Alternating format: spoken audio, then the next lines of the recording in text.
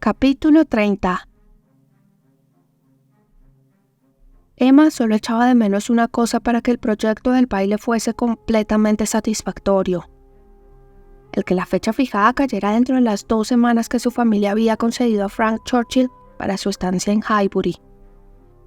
Pues a pesar de la confianza del señor Weston, la joven no consideraba tan imposible que los Churchill no consintieran a su sobrino quedarse allí un día más de los 15 que le habían concedido. Pero esto no era factible. Los preparativos requerían tiempo, y no podía prepararse nada para antes de que empezara la 3ª semana de su estancia.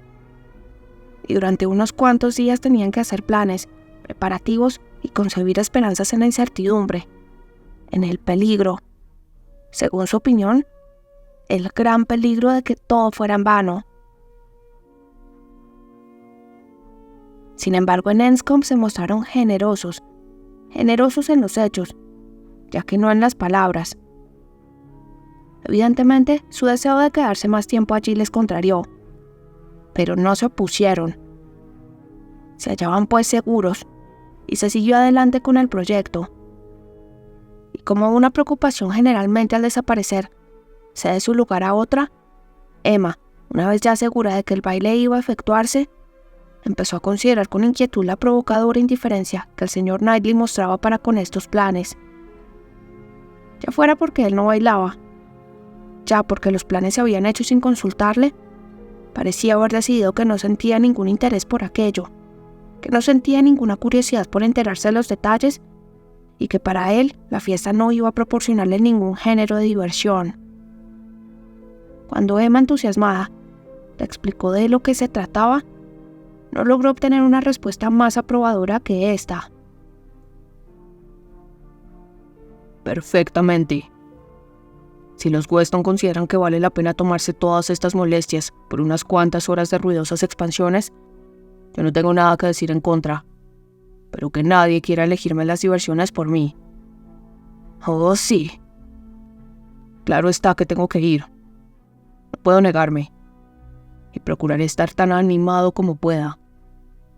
Pero preferiría quedarme en casa repasando las cuentas que cada semana me presenta William Larkins. Confieso que preferiría esto mucho más. ¿Es un placer ver cómo bailan los demás? No para mí, se lo aseguro. Nunca me ha gustado ver bailar. Ni sé de nadie que le guste.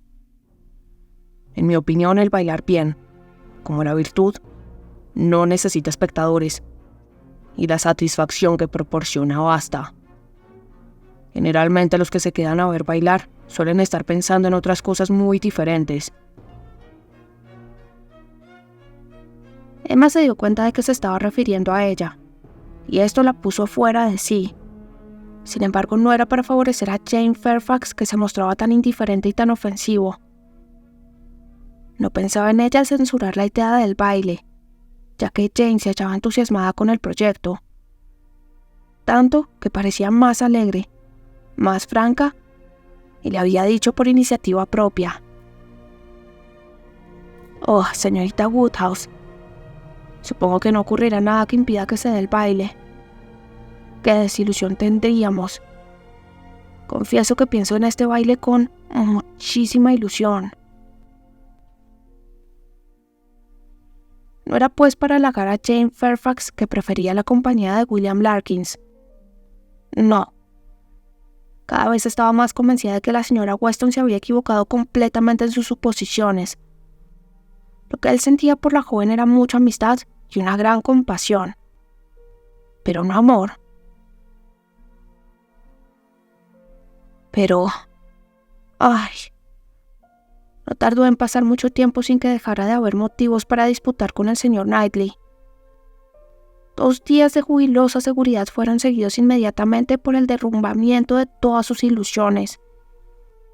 Llegó una carta al señor Churchill instando a su sobrino a regresar lo antes posible. La señora Churchill estaba enferma, demasiado enferma para poder prescindir de su presencia.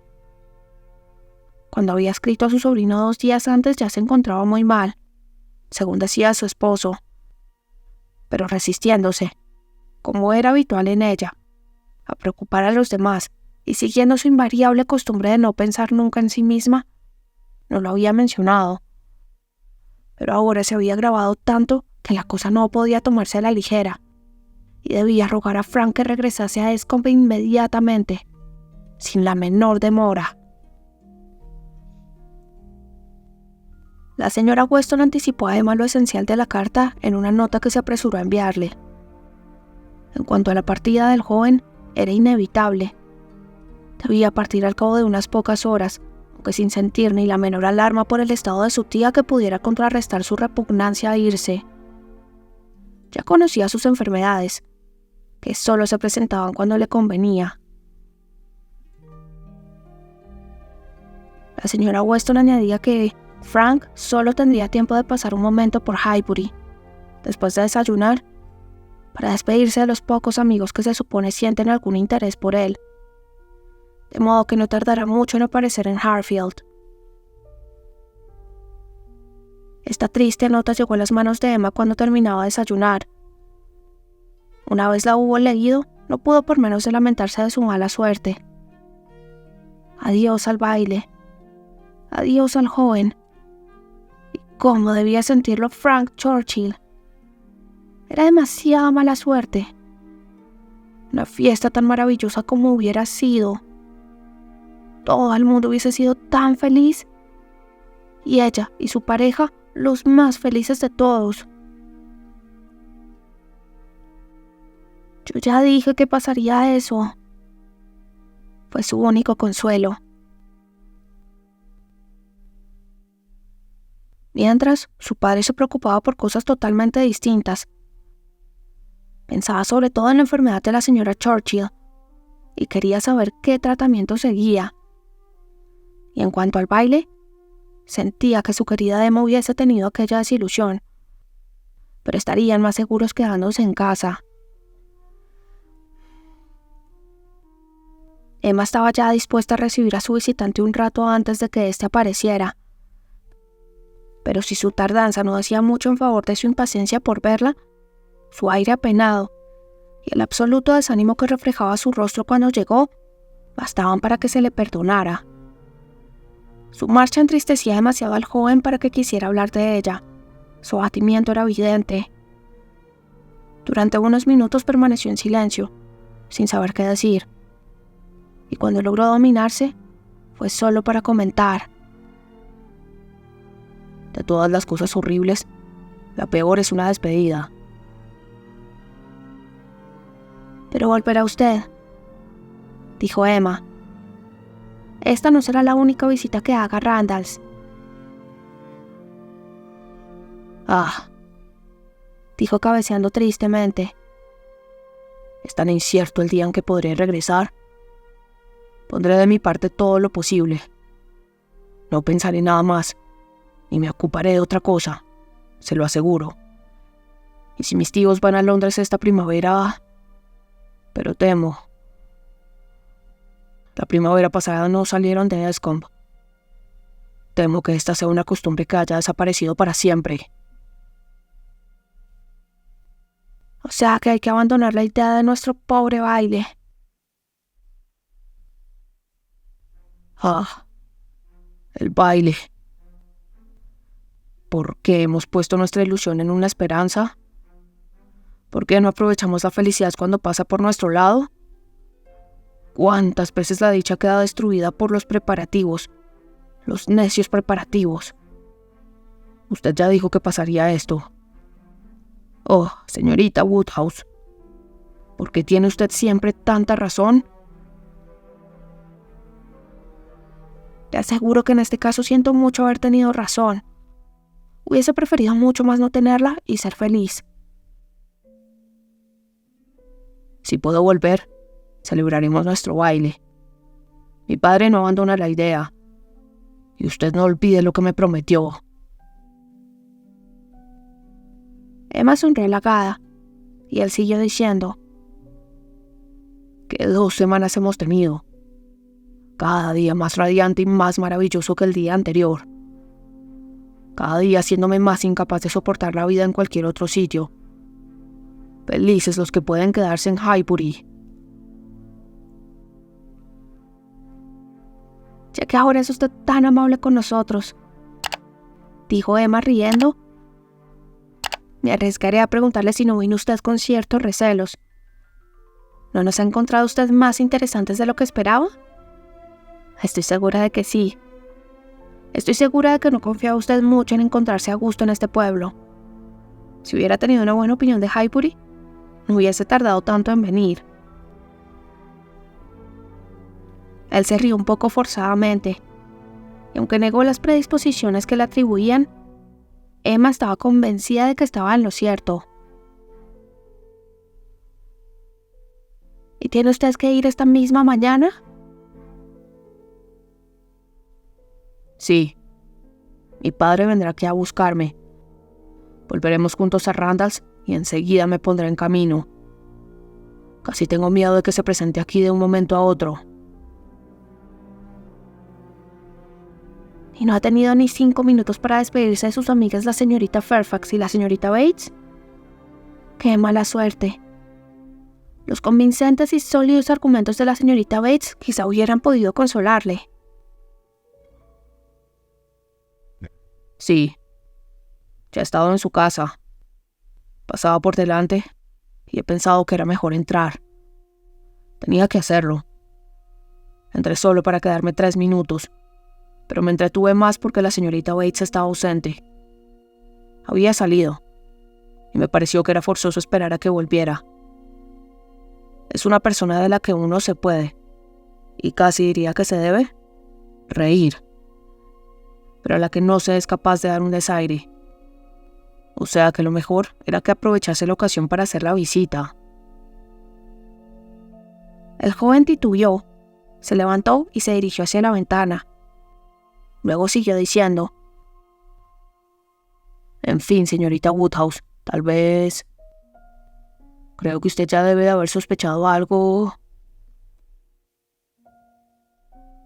Él la miró como si quisiera leer en su pensamiento. Emma casi no sabía qué decir. Aquello parecía como el anuncio de algo muy serio de lo que ella no deseaba enterarse.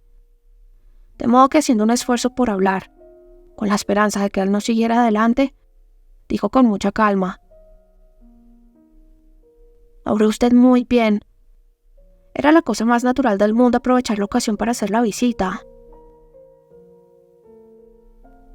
Él guardaba silencio.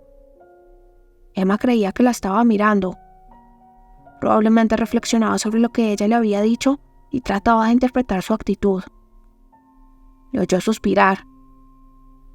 Era natural que se creyese con motivos para suspirar. Era imposible creer que ella le estaba alentando.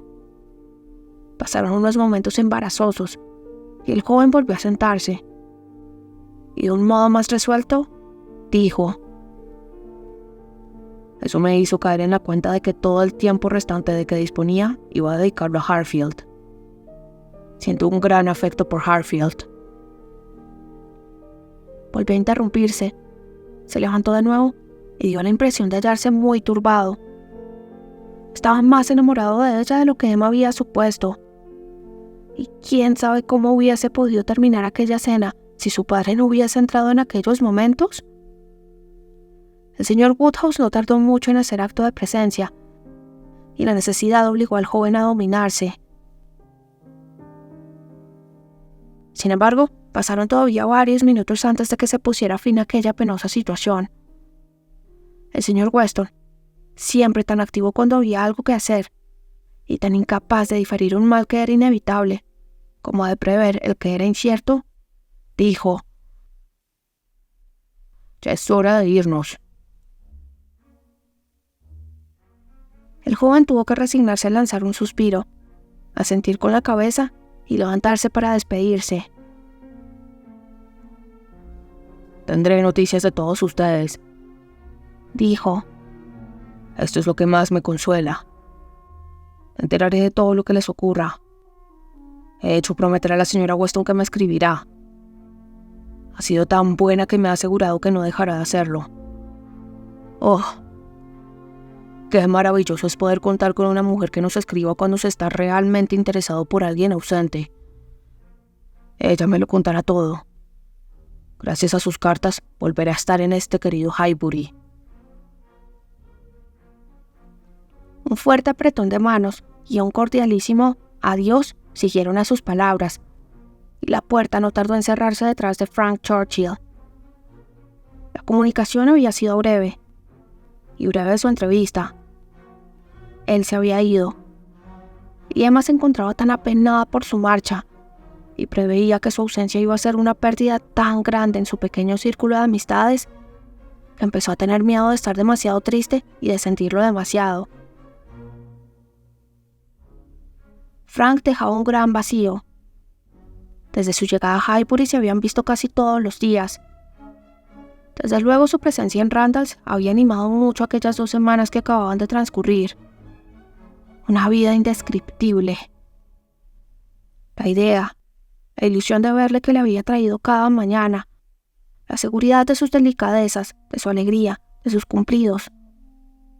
Habían sido 2 semanas muy felices, y ahora costaba resignarse a volver al curso ordinario de la vida de Garfield.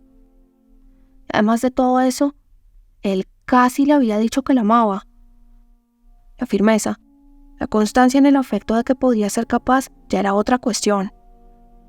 Pero por el momento, Emma no podía tener ninguna duda de que sentía por ello una cálida admiración y una sensible preferencia. Y esta convicción, unida a todo lo demás, le hizo pensar que también ella debía estar un poco enamorada del joven a pesar de todos sus prejuicios en contra de ello. Sí, sin duda debo estarlo, se decía. Esa sensación de desánimo, de cansancio, de agotamiento, esa falta de ganas de ponerme a hacer algo, esa impresión de que todo lo que me rodea en casa es triste, aburrido, insípido. Sí, debo de estar enamorada. Sería el ser más extraño de la creación si no lo estuviera. Al menos durante unas semanas. Bueno, lo que para unos es malo, es bueno para otros. Muchos se lamentarán conmigo por lo del baile, ya que no por la marcha del señor Frank Churchill. Pero el señor Knightley estará contento. Ahora si quiere podrá quedarse en casa con su querido William Larkins. Sin embargo, el señor Knightley no demostró una alegría desbordante. No podía decir que lo lamentaba por lo que a él se refería. La vivaz expresión de su rostro hubiera contrarrestado el efecto de sus palabras. Pero lo que dijo, y ello con gran convicción, era que lo sentía por la desilusión que habían tenido los demás, y añadió con una notable amabilidad: Usted, Emma, que tiene tan pocas oportunidades para bailar, usted sí que tiene mala suerte.